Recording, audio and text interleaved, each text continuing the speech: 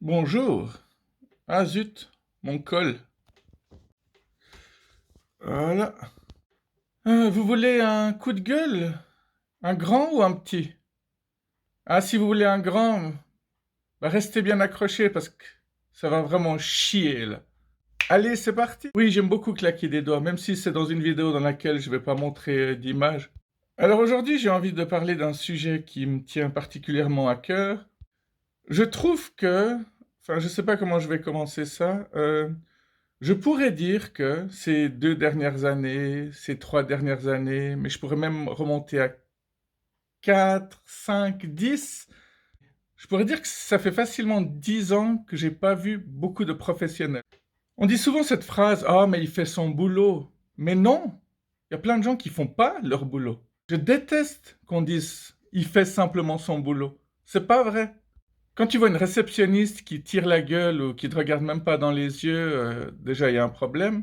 Après, si elle sourit avec la bouche, mais que dans ses yeux, clairement tu vois qu'elle te mitraille du regard, c'est pas génial non plus. Bon, après, le fait de voir la réceptionniste en train de se faire les ongles ou de lire un journal comme dans les films, ça arrive pas. Et heureusement, hein. Mais c'est quoi pour moi un vrai professionnel? Pour moi, un vrai professionnel, c'est un gars, il vient, tu lui exposes le problème que tu as et il le répare. Si tu as un problème avec ta machine à laver, le technicien, là, il vient, il voit la machine, en une demi-heure, il remarque, grand maximum une demi-heure. Il trouve où est le problème et après, soit il le répare dans la demi-heure qui suit, soit il dit: «Ah, il me manque un outil, je reviendrai demain». J'ai eu des problèmes de chauffage durant tout l'hiver et 2 années de suite. Alors la première année, il y avait des soi-disant professionnels qui venaient, qui réparaient, je sais pas trop ce qu'ils faisaient, et tous les 2, 3 semaines, ça retombait en panne. Donc j'ai passé à peu près 2 hivers avec des chauffages qui tombaient tout le temps en panne. Alors chaque fois, ils trouvaient une nouvelle raison de revenir. À la fin du premier hiver, on pensait que ça allait définitivement être réglé et pendant tous les beaux jours, l'été, tout ça, on n'y a pas pensé. Mais dès que l'hiver d'après est arrivé, paf, de nouveaux problèmes de chauffage et pareil, toutes les 2, 3 semaines, ça retombait en panne. Non, les médecins font partie des gens qui me font marrer, quoi. Une fois, j'avais marché sur quelque chose qui m'avait fait ultra mal. J'ai regardé sous le pied, il y avait un petit trou. Je suis allé voir le médecin, il m'a dit c'est bon, il n'y a rien qui est rentré. Et quelques semaines plus tard, des douleurs atroces se sont réveillées et en fait, j'avais une petite aiguille qui était rentrée dans le pied, mais le médecin n'avait rien vu, quoi. J'avais pas mal au début parce que la pointe ne touchait pas les nerfs, mais elle avançait un petit peu tous les jours et à partir du moment où elle a commencé à toucher les nerfs, bah, les perçait d'heure en heure, on va dire. Et encore, j'ai dû attendre 2 semaines pour qu'on m'ouvre le pied et qu'on l'enlève, quoi. Vous savez probablement ou certainement, pour ceux qui regardent toutes mes vidéos, que j'ai des gros problèmes de mâchoire, hein. J'ai des craquements, des douleurs, des claquements, des blocages. Et le dernier spécialiste de la mâchoire que je suis allé voir, bah, il m'a fait faire plein de tests. Il a mis les doigts là, il a dû ouvrir, fermer, gauche, droite. Il m'a fait faire plein d'exercices, donc j'ai bien vu qu'il savait ce qu'il faisait. Mais la conclusion était tout simplement, écoutez monsieur, 30% de la population a les mêmes problèmes que vous, alors faut pas vous inquiéter. Non, mais tu crois rêver, quoi. Un jour, je devais voir un médecin femme et la médecin, on va dire, qui était là n'était pas celle que je devais voir. Du coup, je lui ai demandé où est la femme médecin que je devais voir et puis elle m'a répondu: «Mais pourquoi vous voulez la voir? C'est parce qu'elle est jolie, c'est ça?» J'ai cru que c'était un gag, en fait. Et si ça avait été de l'humour, ça aurait été bon, mais en fait, c'était très mauvais. Alors, je sais pas si c'est parce que c'était une femme de couleur et qu'elle avait un complexe et qu'elle pensait que j'étais raciste. On pourrait se poser la question, est-ce que j'ai vu des professionnels ces derniers temps? Parce que je tape sur tout le monde, mais il faut aussi dire ce qui est bien dans la vie. Alors oui, j'ai vu des professionnels. La personne qui a fabriqué mon vélo, la personne qui répare mon vélo, mon garagiste. J'ai une amie clown aussi, qui a un talent incroyable pour donner le sourire aux enfants notamment. Et à toutes les personnes qu'il y a sur son passage, hein. Et puis elle est capable de jongler avec une balle, un verre, un sabre, une torche allumée. J'ai vu des musiciens très professionnels, hein. C'est quoi un musicien professionnel? Ben, un gars que tu appelles parce que ton musicien t'a lâché et C'est généralement les musiciens qui arrivent à s'adapter à n'importe quel groupe, à n'importe quel style en très peu de temps.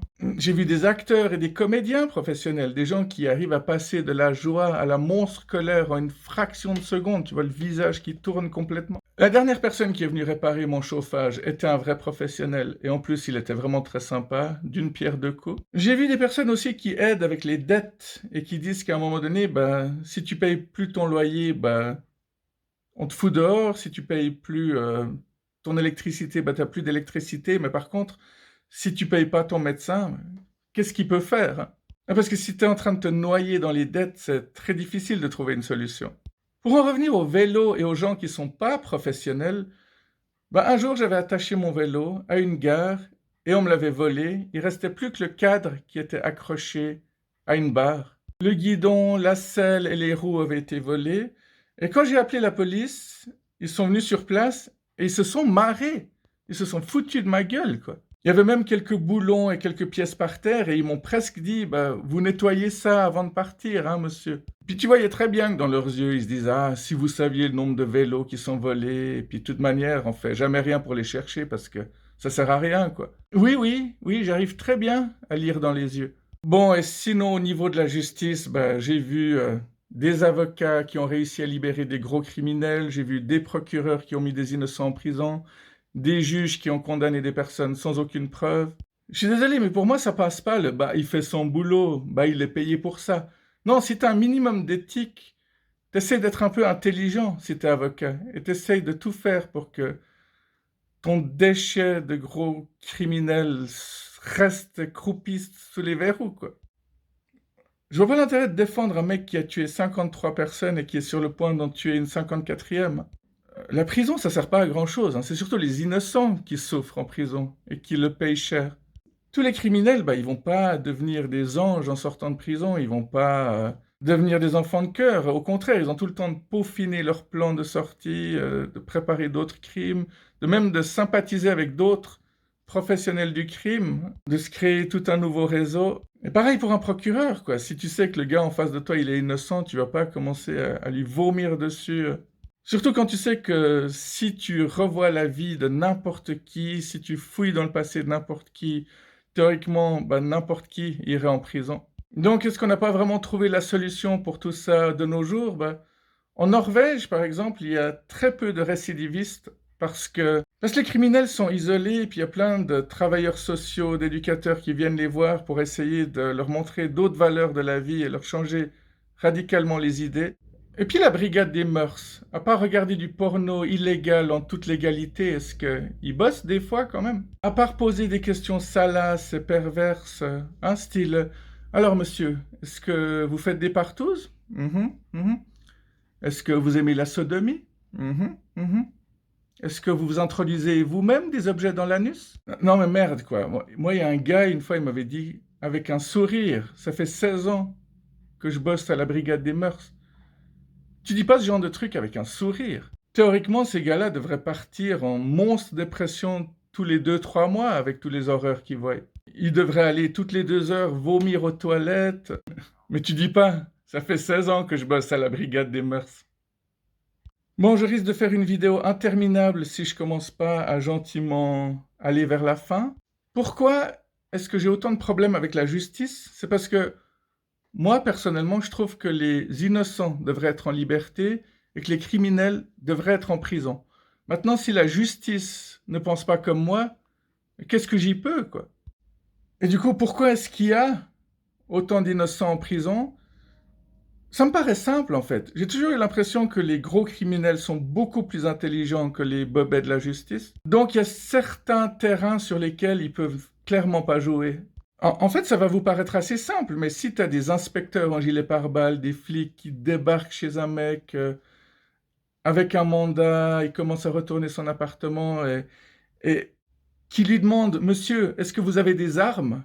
Et puis que le mec, il répond, des armes? J'ai pas besoin d'armes.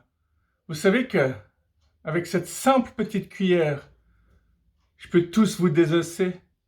Bah, tu fais pas le malin avec un mec comme ça.